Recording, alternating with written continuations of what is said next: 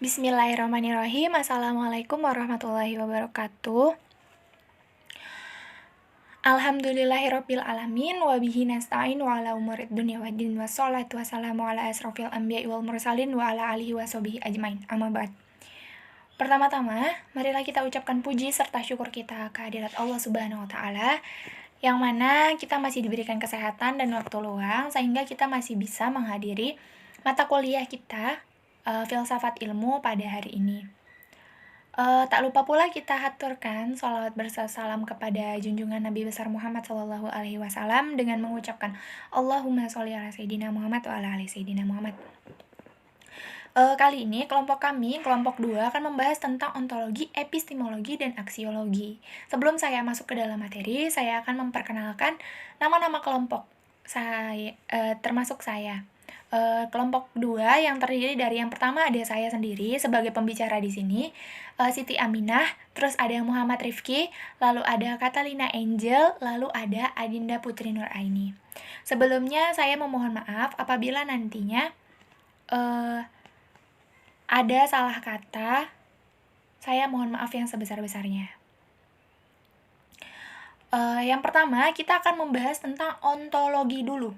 Ontologi itu terdiri dari dua kata, on atau ontos, dan yang satu lagi adalah logos.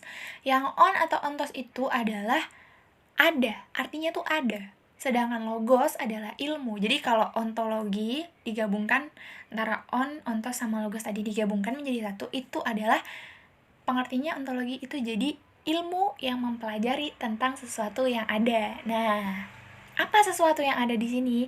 Nanti kita kaji lebih lanjut lagi. Jadi, kalau secara yang tadi itu, ontologi adalah ilmu mengenai sesuatu yang ada. Nah, sedangkan menurut istilah, ontologi itu adalah ilmu yang membahas tentang hakikat yang ada, yang merupakan ultimate reality, baik yang berbentuk jasmani maupun rohani. Nah, gitu. Nah, pengertian yang paling umum pada ontologi itu adalah ontologi adalah bagian dari bidang ilmu filsafat yang mencoba mencari hakikat dari sesuatu. Jadi, mencari sesuatu yang ada tadi itu, kalau secara umum. Nah, hakikat kenyataan atau realistis memang bisa didekati ontologi dengan dua macam sudut. Nah, sudutnya apa aja? Ada dari sudut kuantitatif dan ada dari sudut kualitatif. Nah, kalau dari sudut kuantitatif itu biasanya dari segi jumlah, kita tahu dong. Nah, dengan cara apa kalau kuantitatif? Dengan cara mempertanyakan apakah kenyataan itu tunggal atau jamak? Apakah kenyataan itu 1, 2, atau lebih dari 2? Nah, begitu. Itu dari segi kuantitatif. Nah, kalau dari segi kualitatif, yaitu dengan mempertanyakan apakah kenyataan realitas tersebut itu memiliki kualitas tertentu gitu. Kalau dari kualitatif itu dari kualitas, kuantitatif dari segi jumlah. Kualitas misalnya seperti apa nih kualitasnya? Misalnya yang dicontohkan, kenapa daun itu berwarna hijau? Lalu kenapa bunga itu menghasilkan wangi? Nah, jadi tuh kalau misalkan secara kualitasnya itu, ya itu memang sudah dipelajari dari biologi, pasti tahu dong kenapa tuh daunnya berwarna hijau, karena dia memiliki zat klorofil atau zat hijau daun gitu ya. Singkatnya begitu. Jadi kalau secara sederhana, ontologi itu bisa dirumuskan sebagai ilmu yang mempelajari tentang realitas, real, kenyataan, nyata, real tuh nyata, bahasa Indonesianya real itu kan nyata ya, atau konkret secara kritis. Jadi hal yang nyata tadi itu dipikirkan, dikaji secara mendalam. Kritis di sini artinya berpikir kritis, tahu kan? Berpikir kritis, berpikir mendalam. Nah, lanjut lagi. Di dalam di dalam ontologi itu terdapat beberapa aliran di dalam ontologi. Itu ada aliran monoisme, ada aliran dualisme, ada aliran apa lagi nih? Pluralisme, ada nihilisme, agnostisisme,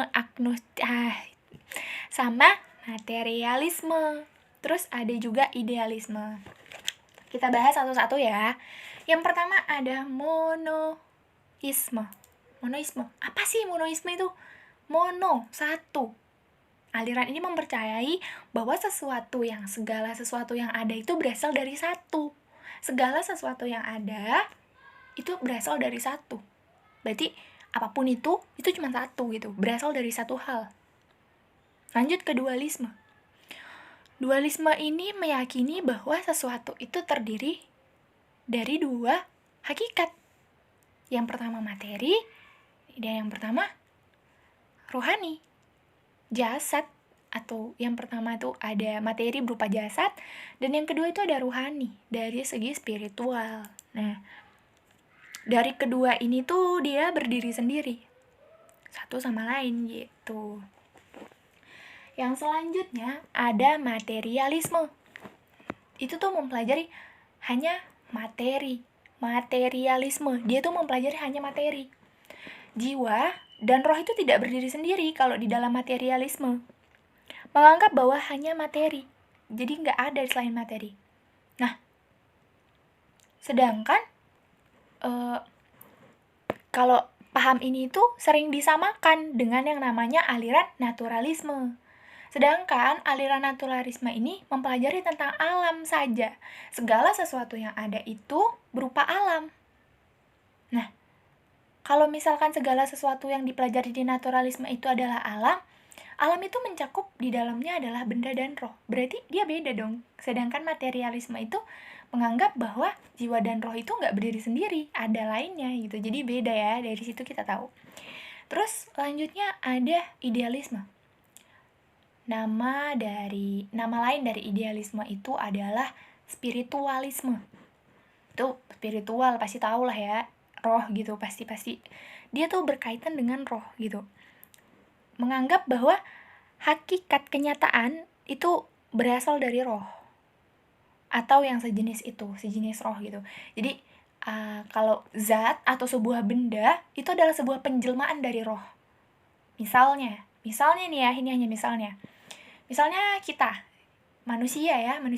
Kita tuh ada roh di dalam diri kita, dan jasad kita ini itu merupakan penjelmaan dari roh kita gitu. Terus ada agnostisisme. Agnostisisme itu adalah paham yang mengingkari bahwa manusia itu mampu mengetahui hakikat yang ada baik berupa materi ataupun rohani. Jadi agnostisisme itu dia mempelajari tentang yang materi juga yang rohani gitu di dalam agnostisisme. Terus ada pluralisme. Itu mengatakan, di aliran pluralisme ini dia mengatakan bahwa substansi yang ada ini terbentuk bukan atas unsur tanah, air, api, dan udara. Jadi kita itu terbentuk bukan atas hal itu gitu. Yang terakhir ada tentang aliran nihilisme. Artinya tidak ada nihil, jadi nggak ada gitu. Selanjutnya kita akan membahas masih di ontologi nih, aspek-aspek ontologi. Ontologi itu memiliki beberapa aspek ya teman-teman. Yang pertama itu ada aspek metodis. Itu metodenya dikaji secara menggunakan cara-cara ilmiah. Jadi ontologi ini dikaji dengan cara ilmiah. Yang kedua sistematis. Sistematis itu apa? Berkaitan antara penelitian 1, penelitian 2, penelitian 3, dan seterusnya. Jadi yang dibahas di situ tuh berkesinambungan gitu. Terus aspek yang selanjutnya apa? Koheren. Itu unsurnya saling bertautan. Antara A, B, dan C itu saling berhubungan. Gak mungkin kan kita nanti yang A itu bahas hewan, yang B tiba-tiba bahas tumbuhan. Nah, gak nyambung kan? Terus lanjutnya ada aspek komprehensif. Aspek komprehensif ini dia itu melihat sesuatu yang ada itu dari berbagai sudut pandang, bukan hanya dari satu sisi, tapi dari berbagai sisi. Sisi A, sisi B, sisi C. Jadi kalau cuman untuk satu pemikiran atau satu sudut pandang aja, berarti kita nggak butuh orang lain dong, nggak butuh penelitian. Jadi kita butuh aspek komprehensif di dalam ontologis ini adalah untuk melihat objek itu dari berbagai sisi gitu. Radikal. Nih, radikal di sini itu artinya diuraikan sampai ke akar persoalan. Misalnya kita neliti, misalnya seseorang peneliti nih ya, misalnya bukan kita lah ya, kita kan nggak tahu ya peneliti apa gitu. Misalnya seseorang peneliti batu, misalnya batu ini terbuat dari apa sih, terus oh ternyata batu ini tersusun atas atom-atom, terus atom apa aja yang terdapat di dalamnya, ada atom A, B, C, dan D gitu. Jadi diteliti sampai detailnya tuh, sampai paling masalah terkecil, paling kecil, setelah nanti oh ini tersusun atas atom, ada lagi kah yang menyusun batu tersebut gitu. Jadi ditelitinya itu mendalam banget gitu. Terus lanjut, universal, aspeknya itu ada universal. Jadi universal ini dikaji secara umum dan secara menyeluruh. Jadi nggak cuman dari segi ilmiah, tapi juga dari segi pandangan-pandangan umum. Jadi hasilnya nanti itu bisa menjadi sebuah ilmu yang bisa diterapkan secara umum juga. Lanjut, selanjutnya itu adalah fungsi dari ontologi. Apa sih fungsi ontologi ini?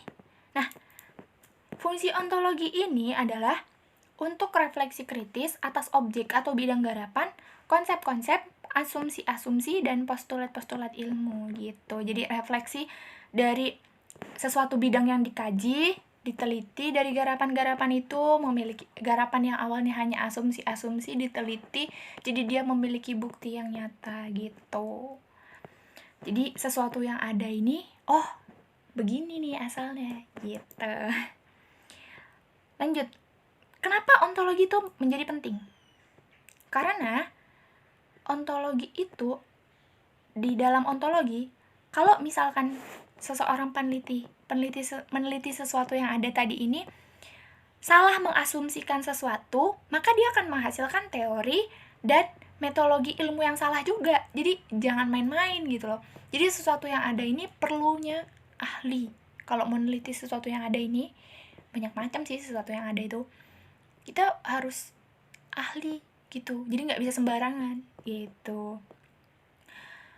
Nah, lanjut, apa sih implementasi ontologi di dalam bidang pendidikan? Wah, ini tuh kalau dikaji satu-satu banyak banget ya ternyata. Lanjut ya, implementasi ontologi di dalam pendidikan. Tadi ontologi apa? Ilmu yang mempelajari tentang sesuatu yang ada. Jadi misalnya kalau di dalam pendidikan, kita pasti meneliti banyak hal kan, kayak peneliti meneliti sebuah hal. Misalnya batu tadi ya, kita contohkan batu. Batu itu kan ada sesuatu yang ada, tersusun atas apa.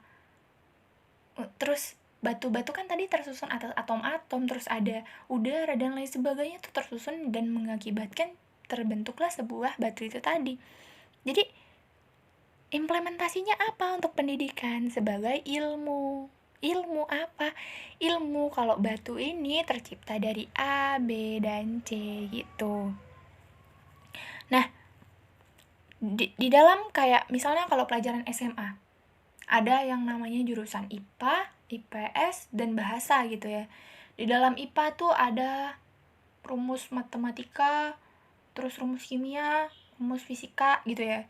Di dalam aspek di dalam jurusan IPS tuh ada rumus ekonomi, terus tentang geografi gitu.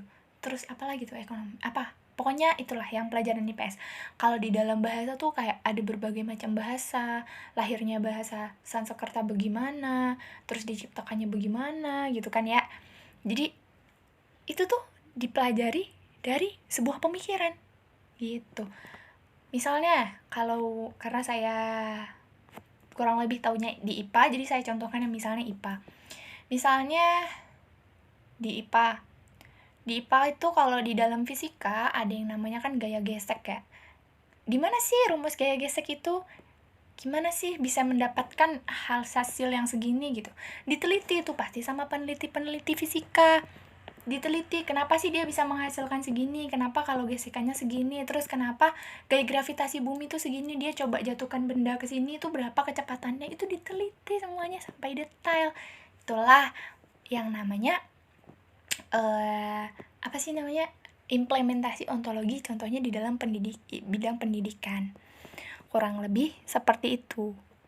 Jadi saya menjelaskannya itu dari bahasa yang saya pahami aja lah ya teman-teman ya. Karena kan kita di sini sama-sama belajar. Jadi kalau misalkan teman-teman ada yang lebih memahami tentang ontologi, silahkan. Kalau ada yang mau mengomentari kami yang salah atau saya pribadi yang salah, dipersilahkan, monggo. Lanjut, kita masuk ke yang kedua. Materi yang kedua itu ada yang namanya epistemologi. Apa sih epistemologi nih? Aduh, tadi kita udah belajar ontologi tuh, dari pengertian, aspek, dan fungsi, dan lain sebagainya, sampai kita kaji tuh, sampai implementasinya dalam dunia pendidikan. Nah, sekarang epistemologi. Apa sih epistemologi itu? Oke. Epistemologi itu juga berasal dari bahasa Yunani. Bahasa Yunani itu yang pertama dibagi menjadi dua, epistem dan logos. Epistem itu berarti pengetahuan, sedangkan logos itu berarti ilmu. Jadi kalau epistemologi itu tentang sebuah ilmu pengetahuan.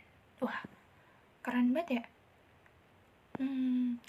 Nah, lalu kalau dari sini epistemologi itu apa gitu? Jadi epistemologi itu adalah ilmu yang membahas tentang pengetahuan. Nah, contohnya apa? Contohnya nanti kita contohkan di dalam implementasi ya teman-teman.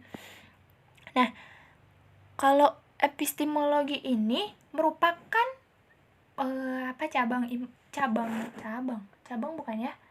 Lupa. Jadi epistemologi ini adalah kebenaran tentang suatu ilmu pengetahuan. Iya, jadi epistemologi ini adalah cabang teman-teman. Cabang filsafat yang menggerai masalah-masalah filosofikal yang mengingkari teori ilmu pengetahuan tentang tentang terjadinya pengetahuan atau kesahihan dari sebuah kebenaran pengetahuan tersebut gitu. Jadi tadi saya bilang kan, saya lupa epistemologi ini apa. Tapi epistemologi ini merupakan cabang ilmu filsafat juga nih, sama kayak ontologi gitu. Jadi epistemologi itu adalah pengetahuan sistematis yang membahas tentang terjadinya pengetahuan, sumber pengetahuan, asal mula pengetahuan, metode atau cara memperoleh pengetahuan, validitas dan kebenaran ilmu pengetahuan itu sendiri. Nah, keren kan? Keren. Kita nih makin lama bahasanya makin keren. Terus kalau di dalam ontologi tadi ada aliran, sama. Di epistemologi juga ada aliran. Aliran-aliran yang ada di epistemologi ini ada aliran rasionalisme, ada aliran empirisme, realisme, kritisme, skeptisisme. Nah, alirannya kita bahas satu-satu. Yang pertama ada rasionalisme. Rasionalisme ini berasal dari pikiran, rasio itu berasal dari pemikiran ya. Yang kedua, empirisme. Misalnya empirisme itu berasal dari indera. Misalnya kita makan gula. Kok gula bisa ya rasanya manis? Berasal dari mana? Nah, itu berasal dari empirisme tuh dari indera. Selanjutnya ada realisme. Realisme itu adalah misalnya kita melihat sebuah objek yang kita serap lewat indera, itu sama dengan nyata. Kalau di yang realisme, real, nyata. Jadi apa yang kita lihat, misalnya kita ngeliat sebuah buku, ya itu nyata buku gitu. Terus kritisme.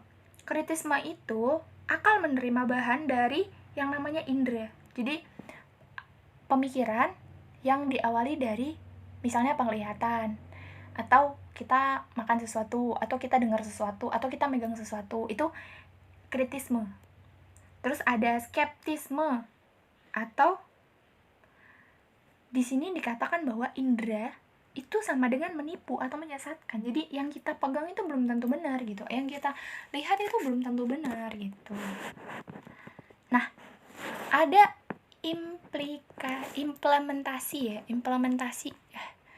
implementasi epistemologi di dalam bidang pendidikan.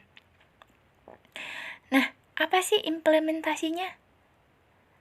Implementasinya itu adalah kalau di dalam dunia Islam bukan hanya berdasarkan akal, indera, tapi juga wahyu. Selanjutnya, kajian dan implementasi ayat-ayat Al-Quran.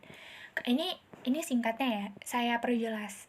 Jadi, kalau di dalam epistemologi Islam, itu bukan hanya berdasarkan akal dan indera, tapi juga yang namanya wahyu. Kalau dalam Islam itu ada wahyu kepada Rasulullah SAW yang disampaikan kepada umatnya melalui kajian, melalui penyampaian secara langsung, apalagi melalui diomongkan, diajarkan sama umatnya gitu.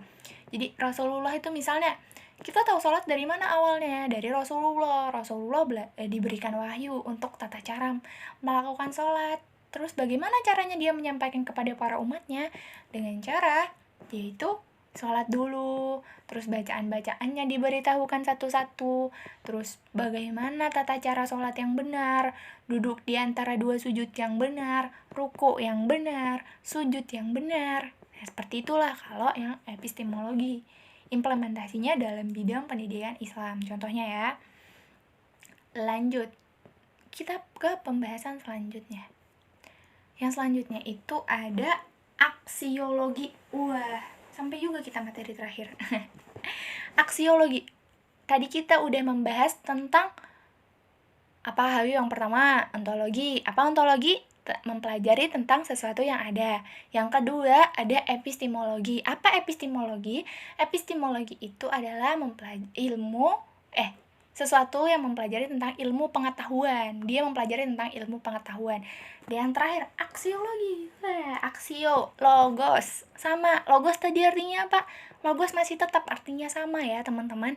Ilmu. Sedangkan aksio di sini apa sih aksio itu? Aksio itu aksi, nilai. Nilai yang terkandung di dalamnya. Atau yang lainnya tuh aksios itu manfaat ya. Aksi. Kalian tahu kalau beraksi gitu. Jadi kalau aksiologi itu adalah ilmu tentang nilai. Ilmu tentang nilai. Nah, kalau kaitannya aksiologi dengan filsafat ilmu itu adalah nilai itu bersifat objektif, tapi terkadang bersifat subjektif. Nah, dikatakan objektif, kenapa? Jadi, aksiologi itu dikatakan objektif itu bila nilai-nilai itu tidak tergantung pada subjek atau kesadaran yang menilai kebenaran, tidak tergantung pada pendapat individu, melainkan pada objektivitas fakta gitu. Jadi, aksiologi apa? Ilmu yang mempelajari tentang nilai-nilai yang terkandung gitulah. Oke. Jadi, dengan demikian, aksiologi itu adalah studi tentang hakikat tertinggi dari nilai-nilai etika dan estetika. Jadi secara epistemologis, istilah aksiologi ini berasal dari Yunani kuno. Tadi kan udah kita bahas, iya. Jadi kalau yang tadi yang pertama ontologis itu cabang filsafat yang mempelajari tentang apa? Hayo. Ontologis itu adalah cabang filsafat yang mempelajari tentang ilmu yang ada. Epistemologis mempelajari tentang cabang ilmu filsafat yang mempelajari tentang ilmu pengetahuan, sedangkan aksiologis itu adalah cabang ilmu filsafat yang mempelajari tentang nilai-nilai. Mantap banget kita udah sejauh ini. Terus, apakah implementasinya di dalam bidang pendidikan? Wow. Jadi di dalam bidang pendidikan itu implementasinya bagaimana? Seorang guru mengajarkan etika yang baik, mengajarkan nilai-nilai keindahan atau estetika kepada siswa-siswinya. Itu termasuk mengajarkan nilai gitu. Jadi kayak definisi dari implementasi dari aksiologi ini adalah menguji dan mengintegrasikan nilai tersebut dalam kehidupan manusia dan membinanya dalam kepribadian anak didik. Jadi nilainya itu ditanamkan sejak dini kepada anak didik. Jadi implementasinya dalam bidang pendidikan, dibuatnya tata tertib peraturan tuh di dalam sekolah. Biar apa? Biar nanti kalau semisalnya anak itu melakukan kesalahan, kita bisa menanamkan nilai-nilai yang baik, mulai dari taatin peraturan, dari ketaatan tadi, yang namanya ketaatan peraturan tadi, dia bisa menjadikan seseorang itu punya kedisiplinan yang baik, itu nilai loh. Mantap. Nah, terus etika dan estetika nih. Kalau kita bilang aksiologi itu tentang nilai, itu pasti berhubungan dong sama yang namanya etika dan estetika. Kita sambung lagi etika dan estetika dalam filsafat ilmu. Etika tuh apa sih? Etika itu bagian dari filsafat nilai. Bagian mananya? Etika itu tata cara, sopan santun. Nah, kita ngertinya sopan santun. Estetika, estetik, keindahan, dalam ilmu. Nah, jadi semua perilaku atau etika yang mempunyai nilai dan tidak bebas dari penilaian, itu etika ya. Jadi tidak benar bila suatu perilaku itu dikatakan tidak etis atau tidak etik. Gak etik banget sih kamu, gak etis banget sih kamu, itu gak bisa dikatakan seperti itu. Jadi kalau suatu perilaku, jadi kalau perilaku itu lebih kayak perilaku dia kurang baik, perilaku dia itu baik gitu. Jadi kalau dibilang kamu tuh gak etis banget, kamu tuh gak etik banget gitu, itu gak benar, salah caranya ya gitu. Nah, perlu diingat bahwa banyak wacana dalam hal perilaku ini juga digunakan istilah baik dan jahat untuk etika, karena perbuatan manusia yang tidak baik akan berarti merusak, sedangkan perbuatan yang baik akan berarti membangun. Jadi etika itu merupakan cabang ilmu filsafat yang membicarakan tentang perbuatan manusia. Etika itu membicarakan tentang perbuatan manusia. Jadi apa yang dilakukan manusia itu baik atau buruk gitu, itu dipelajari di dalam etika gitu. Lanjut, estetika dalam filsafat pendidikan Islam. Estetika itu apa? Bagian filsafat tentang nilai dan penilaian yang memandang karya manusia dari sudut indah dan jelek. Estetika, keindahan ya. Indah dan jelek adalah pasangan dari dikotomis. Dalam arti bahwa yang dipermasalahkan secara esensial adalah penginderaan atau persepsi yang menimbulkan rasa senang dan nyaman pada suatu pihak, rasa tidak senang, tidak nyaman pada pihak lainnya gitu. Nah, yang terakhir kita akan membahas tentang objek material dan objek formal. Nah, objek material itu apa? Objek material itu adalah sesuatu yang realitasnya ada, baik itu terlihat langsung oleh mata ataupun sesuatu yang tidak terlihat langsung. Itu material ya, yang nampak oleh mata, diteliti dengan pendekatan empiris. Yang tidak nampak dapat diketahui dengan diskusi dan buah pikir manusia itu sendiri. Jadi objek material itu sesuatu yang realitasnya ada. Jadi baik itu terlihat langsung oleh mata ataupun sesuatu yang hanya cuma dipikirin. Nah, kalau sesuatu yang dilihat oleh mata itu diteliti dengan apa? Diteliti dengan pendekatan empiris. Dilihat, pendekatan empiris tadi apa? Dilihat, lalu dia diteliti oleh otak. Sedangkan yang tidak nyata itu tadi apa? Dibicarakan dengan baik-baik, didiskusikan dengan sesama manusia itu sendiri. Nah, objek formal ini apa? Objek formal adalah cara untuk memahami ilmu atau perspektif yang digunakan seseorang untuk memahami dan mengetahui objek material. Jadi, objek formal ini adalah sesuatu ilmu yang dipelajarin atau digunakan seseorang untuk memahami dan mengetahui objek material. Jadi, antara objek formal dan objek material itu sangat bersangkutan gitu, teman-teman. Wow, sudah sejauh ini. Nah, yang terakhir, teman-teman tahu nggak sih antara ilmu, pengetahuan, dan nilai itu berbeda loh artinya.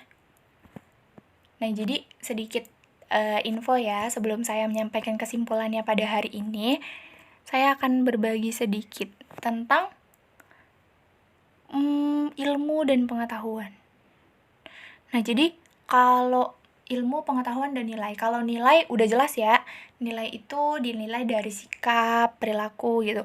Tapi kalau ilmu apa? Nah, kalau ilmu ini di dalam KBBI perbedaan besar antara pengetahuan dan ilmu itu, kalau ilmu itu dari asal katanya aja udah berbeda. Kalau ilmu itu diambil dari kata science, sedangkan kalau pengetahuan itu knowledge. Nah, jadi peralihan dari kata Arab alima. Pada dasarnya pengetahuan itu berbeda dengan ilmu. Perbedaannya dari sifat sistematis dan cara memperolehnya gitu. Nah, sekian. Sebelumnya saya akan kesimpulannya pada hari ini adalah mana nih? Ontologi, epistemologi, dan aksiologi itu adalah cabang-cabang ilmu filsafat yang dipelajari serta dicari tahu dengan beberapa metode yang ada, sehingga ilmu-ilmu tersebut dapat terbukti tentang kebenarannya, dan ilmu tersebut didapatkan melalui studi kasus yang dicari melalui beberapa penelitian yang dilakukan, sehingga dapat menghasilkan ilmu yang nyata. Jadi, ontologi, epistemologi, aksiologi itu nggak asal sembarangan. Kesimpulannya semua itu butuh penelitian. Berawal dari buah pikiran, berakhir dengan penelitian, dan jadi kenyataan gitu. Sarannya adalah dalam mempelajari atau meneliti di cabang-cabang ontologi, epistemologi, dan aksiologi ini, teman-teman beserta saya itu nggak bisa dilakukan seorang diri. Jadi kalau kita mau meneliti tentang sesuatu yang ada, atau mau meneliti tentang ilmu pengetahuan, atau mau meneliti tentang nilai, itu kita nggak bisa ngelakuin sendiri gitu.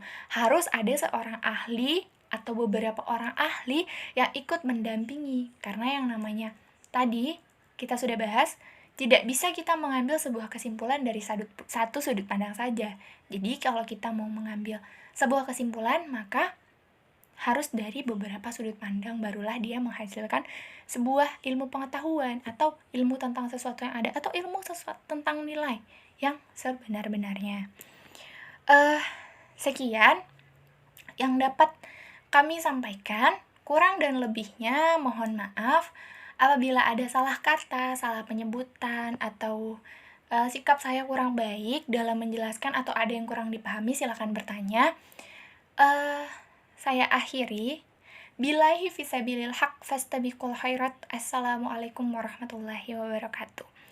Terima kasih teman-teman atas waktunya. Semoga dengan saya menjelaskan secara singkat